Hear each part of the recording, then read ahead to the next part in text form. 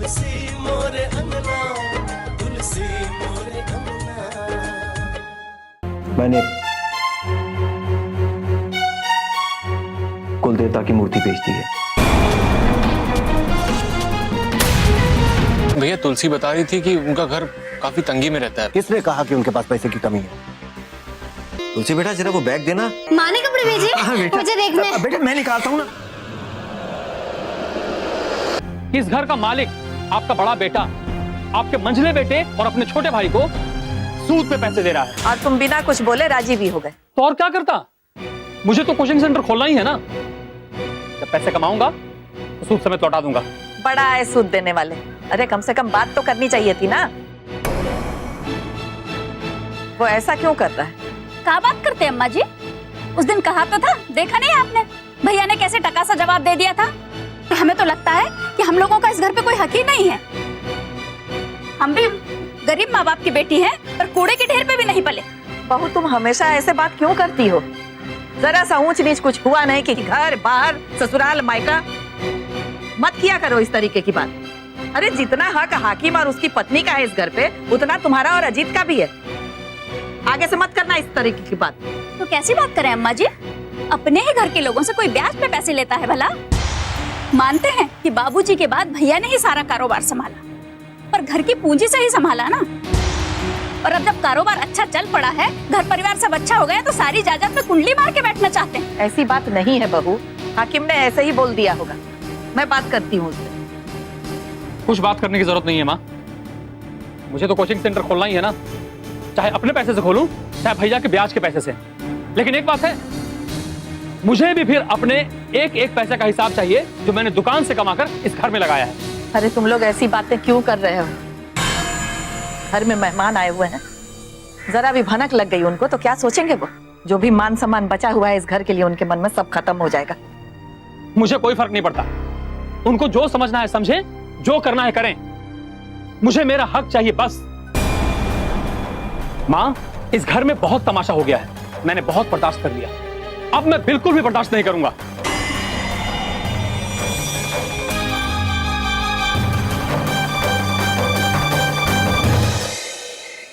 भैया आप सही कह रहे थे, तुलसी के बाबूजी के पास पैसा है। तुम्हें कैसे पता? भैया मैंने उनके बैग में 1.5 लाख रुपए देखे, वो किसी को उधार देने वाले थे। इसका मतलब मैंने जो कहा था वो बिल्कुल ठीक कहा था। हाँ भैया आप सही कह रहे थे। जो इंसान 1.5 लाख रुपए किसी को उधार दे सकता है वो गरीब तो हो नहीं सकता, उनके पास बहुत पैसे हैं। बिल्कुल, यही तो मैं कहता हूं। जिसके पास पैसा होता है वो दिखावा नहीं करता। तुमने वो कहावत नहीं सुनी? अधजल गगरी छलकत जाए और भरी गगरिया चुप पे जाए। जिसके पास होता है वो ज्यादा बोलता नहीं है, समझे? भैया फिर तो लगता है कि जमीन की बात कर लेनी चाहिए उनसे। यही तो हम कह रहे थे, तुमने हमारे मुंह की बात छीन ली। लोहा गर्म है, चोट मारो काम हो जाएगा। लेकिन भैया मैं अकेले बात करूं या आप भी चलेंगे मेरे साथ? हमको लगता है कि तुम अकेले बात करो तो ज्यादा अच्छा रहेगा। लेकिन भैया मेरे हिसाब से आपको भी मेरे साथ चलना चाहिए, क्योंकि प्रोजेक्ट तो उनको समझाना ही पड़ेगा ना, तो आप समझा देना। ठीक है, ठीक है। तुम उनसे जमीन की बात करना और हम प्रोजेक्ट के फायदे की बात कर लेंगे। बिल्कुल भैया, उनके दिमाग में ये बात अच्छी तरह से बैठ जानी चाहिए कि ये मुनाफे का सौदा है, और जिस वक्त ये बात उन्हें समझ में आ गई वो उसी वक्त हाँ कर देंगे। हाँ कैसे नहीं करेंगे? अरे अपने दामाद और अपनी बेटी की बात को कोई नहीं टालता है। भैया फिर तो समझिए कि स्कूल खड़ा हो गया। तुम्हारे मुंह में घी शक्कर। वो अजीत बाबू नजर नहीं आ रहे। आता होगा, काम से लौटने में देर हो जाती है। अब रोजी रोटी जो ना कराए, कहा है कि मेहनत बहुत कर रहा है, पर एक बात है कि हमें खुशी है कि हमने उसको सेट कर दिया है। ये आपने बहुत अच्छा किया बेटा, आपकी बात तो काबिले तारीफ है। अब राम सुबक भैया के जाने के बाद में जिस तरीके से आपने परिवार को संभाला है, भाई आपने दोनों भाइयों को सेट कर दिया। ये सबके बस की बात नहीं है। अजीत तो सेट हो गया चाचा जी, लेकिन कहा है कि विनय का मामला कुछ सेट नहीं हो पा रहा है। लेकिन हमने तो सुना है कि दामाद जी आपके साथ काम कर रहे हैं? हाँ, कर तो रहे हैं, पर क्या है चाचा जी कि हमारा ये मानना है कि इंसान को जब मन का काम मिलता है ना तो बरकत तभी होती है। और मेरा मन है कि एक मैं आर्किटेक्ट स्कूल खोलूं। अब भैया के पास सरकारी फंड तो है, लेकिन जमीन की दिक्कत आ रही है। ऊपर वाले का दिया सब कुछ है हमारे पास, किसी तरीके की कोनो परेशानी नहीं है। बस एक ही चिंता है कि हमारा विनय किसी तरह से सेट हो जाए, इसके मन का काम इसको मिल जाए। हाकिम बाबू कैसी जमीन चाहिए? अगर आप मुझे बताएं तो मैं भी कुछ कोशिश करूंगा। कुछ खास नहीं, बस 3 एकड़ के करीब जमीन होनी चाहिए, सड़क के किनारे वाली। पर ऐसी जमीन कहीं दिख नहीं रही है। हम जमीन का भाड़ा देने के लिए भी तैयार हैं। लीजिए रोटी। कहा है कि एक बार विनय का काम शुरू हो जाए तो दुल्हन भी स्कूल के काम में उसके साथ हाथ बटाने लगी, और फिर इन दोनों की जिंदगी की गाड़ी भी पटरी पर। अरे ये सब चाचा जी की प्लेट में थोड़ा सब्जी डालो ना। बस बेटा। बापूजी बड़े भैया से कहिए ना, हमें भी साथी के साथ शहर जाना है। अरे बेटा, मेरा कहना ठीक नहीं रहेगा। अब हाकिम ही इस घर के मुखिया हैं, अब वो जैसा चाहे वैसा करेंगे। क्या बात है चाचा जी? कुछ नहीं, बस वो तुलसी दामाद साहब के साथ में शहर जाने को कह रही है। हाँ हाँ ठीक है, चली जाना, पर पहले चाचा जी की प्लेट में भिंडी ला के रखो। जाओ जी लेके आते हैं। बिल्कुल बच्चे जैसा मन है इसका। हम चाहते हैं कि इसकी खुशी बरकरार रहे, ऐसे ही। बड़े नाजों से पाला है मैंने इसे, इसकी हर छोटी बड़ी खुशी पूरी करने की कोशिश करी है मैंने। देखिए चाचा जी, बच्चे की जिद पूरी हो जाती है, लेकिन बच्चा बड़ा हो जाए तो उसकी जिद पूरी करने के लिए पैसा चाहिए। उनके पैसे और इनके स्कूल के बीच में ये जमीन बाधा बन रही है। एक जमीन मेरे पास में भी है, पर ये स्कूल गांव के पास तो नहीं खुलेगा ना? क्यों नहीं खुलेगा? बिल्कुल खुलेगा। अरे हम कहते हैं कि बल्कि गांव की तरफ ऐसा स्कूल बहुत अच्छा रहेगा। चाचा जी, शहर में ऐसे बहुत से स्कूल हैं और गांव में इस तरह के स्कूल पहुंच ही नहीं रहे। आप अगर सच कहें ना, हमारा ये दिमाग है तभी से चला है, गांव के लिए ऐसे स्कूल लाए जाए। और देखिए चाचा जी, ऐसा नहीं है कि ये जमीन हम आपसे फ्री फंड में ले रहे हैं। हम हर महीने आपको उस जमीन का भाड़ा देंगे। नहीं नहीं, भाड़े की बात नहीं है। अब बेटी और दामाद खुश रहें तो और क्या चाहिए। हमें 50 साल के लिए जमीन लीज पे चाहिए। अगर आप चाहें तो ये जमीन तुलसी बिटिया के नाम पे कर सकते हैं। वैसे चाचा जी, कितना भाड़ा मिलता होगा साल का इस जमीन का? साल का 35,000 मिलता है। लो, और हम आपको 15,000 रुपये महीना देंगे। सालाना नहीं, हर महीना। ठीक है, मुझे मंजूर है। आपने तो हम दोनों भाइयों के मन का बोझ हल्का कर दिया। तुलसी मोरे अंगना, तुलसी मोरे अंगना।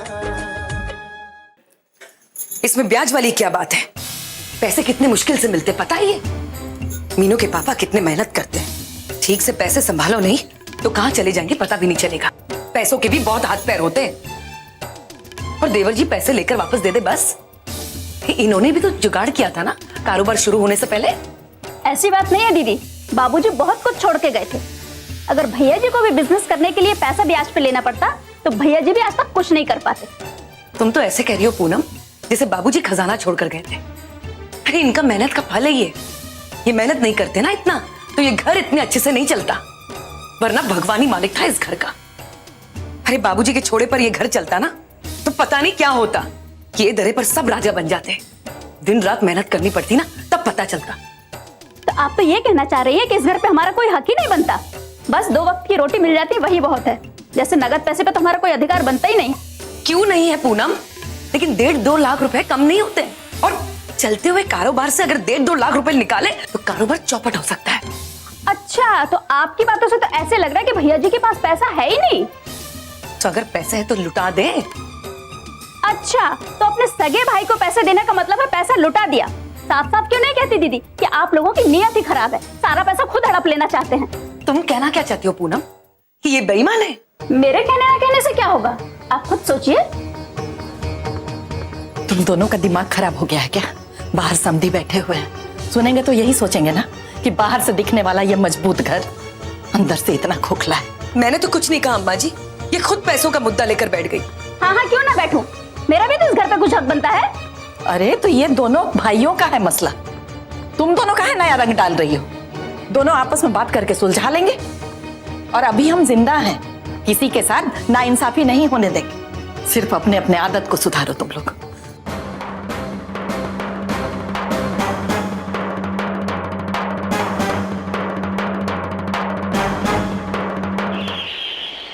हाँ माँ, आपके दिए हुए कपड़े ना सबको बहुत पसंद आए।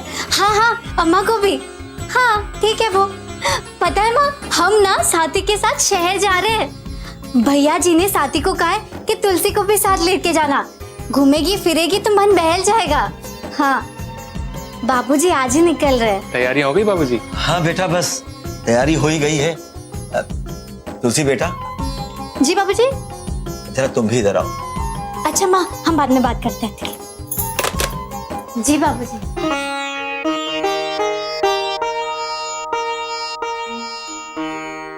बेटा, प्रेम और विश्वास तो रिश्ते की बुनियाद होते हैं, और पति पत्नी के रिश्ते में तो इसका महत्व और भी बढ़ जाता है।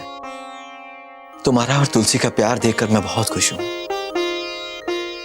और भगवान से यह प्रार्थना है कि आगे भी तुम दोनों का प्यार ऐसा ही बना रहे।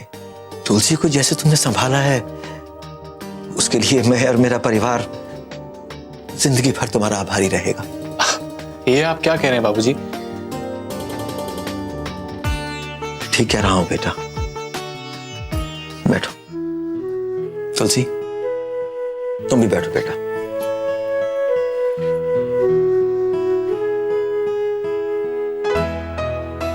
ठीक कह रहा हूं बेटा, हमारी हैसियत कहां थी कि तुम्हारे परिवार में अपनी बेटी को ब्याहने की। ये तो तुम्हारी मां का बड़प्पन है जिसने इस परिवार में हम दोनों को बांधा।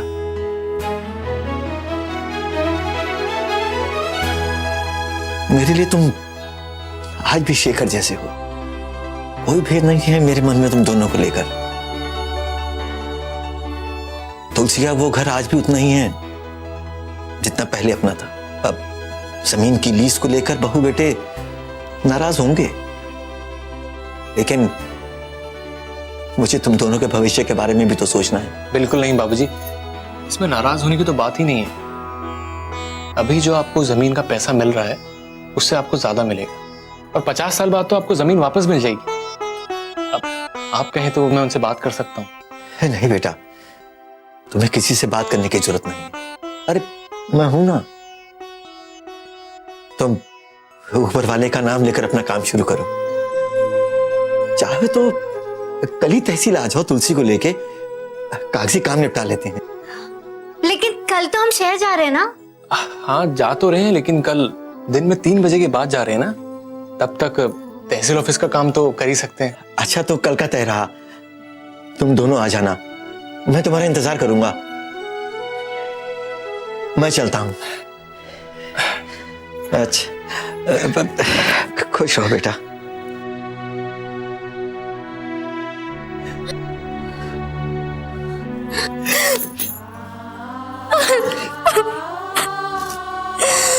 बाबूजी, रोते नहीं बेटा। हम जब शहर से वापस आएंगे तो आप हमें लेने आएंगे ना? आऊंगा बेटा, आऊंगा मैं लेने। बाबूजी, माँ की बहुत याद आ रही है। रोते नहीं बेटा।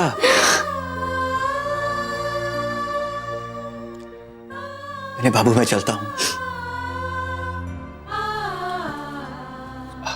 चलिए बाबूजी, मैं आपको छोड़ देता हूँ। देख बेटा, वो हाकिम छोड़ देंगे मुझे बस स्टैंड, मैं चला जाऊंगा।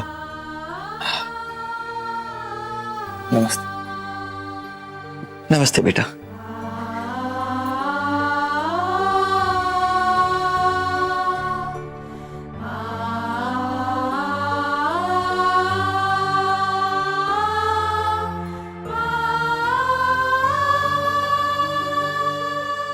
तुलसी मोरे अंगना, तुलसी मोरे अंगना।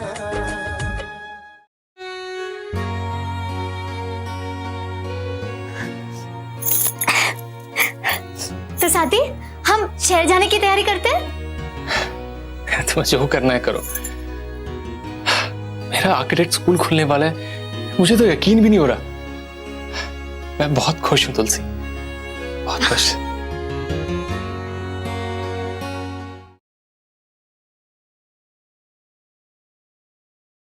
चाचा जी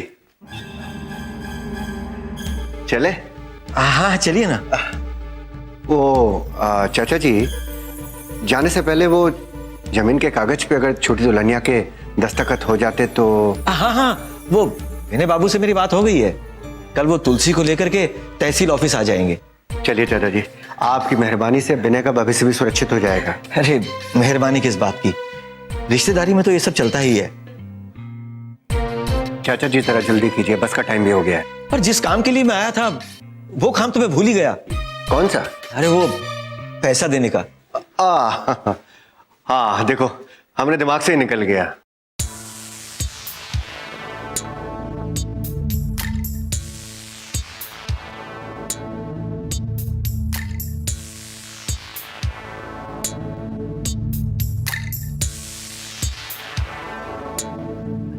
ये लो बेटा।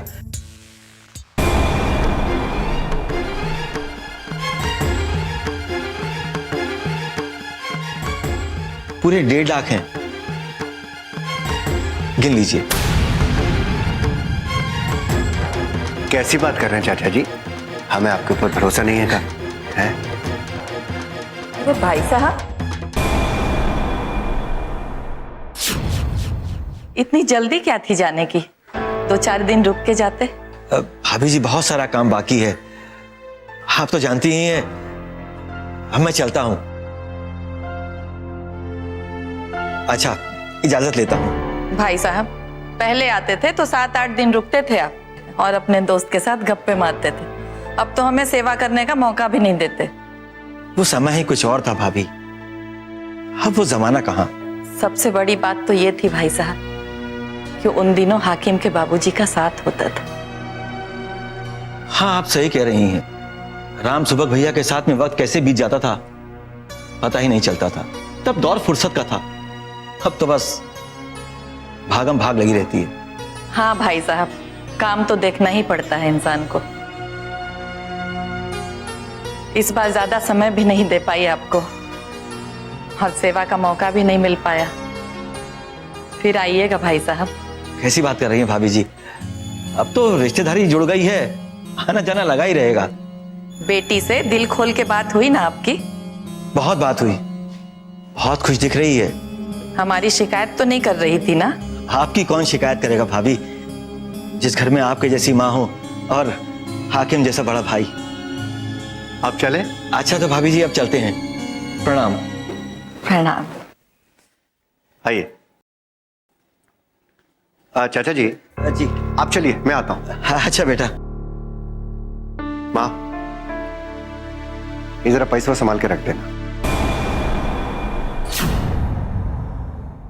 लेकिन हाकिम, मैं एक बात तो पूछना भूल ही गई। भाई साहब ने ये पैसे क्यों दिए तुम्हें? अरे क्या है ना, वो शादी के समय हमसे उधार लिए थे, सो लौटा दिया। ये काम तुमने बहुत अच्छा किया हाकिम। तुम्हारे बाबूजी के बहुत पुराने मित्र हैं वो। तुम्हारे इस सेवा से तुम्हारे बाबूजी के आत्मा को बहुत शांति मिली होगी।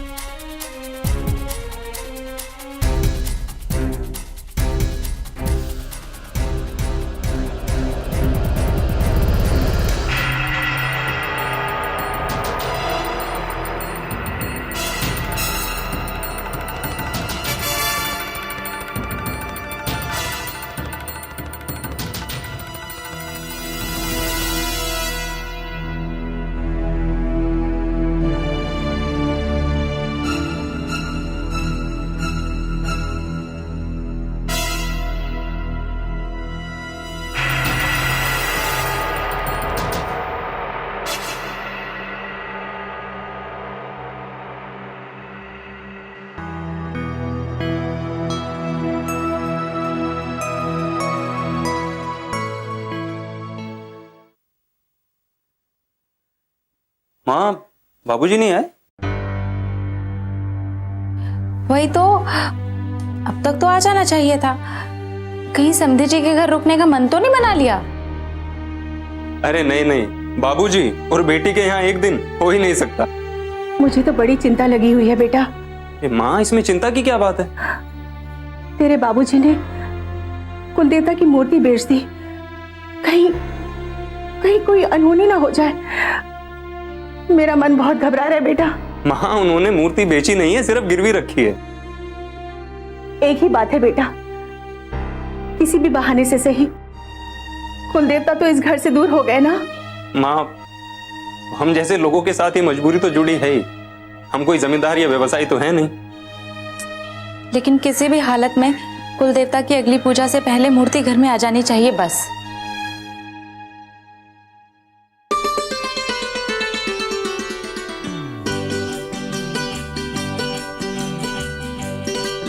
क्या बात है जी, आप बहुत खुश लग रहे हैं।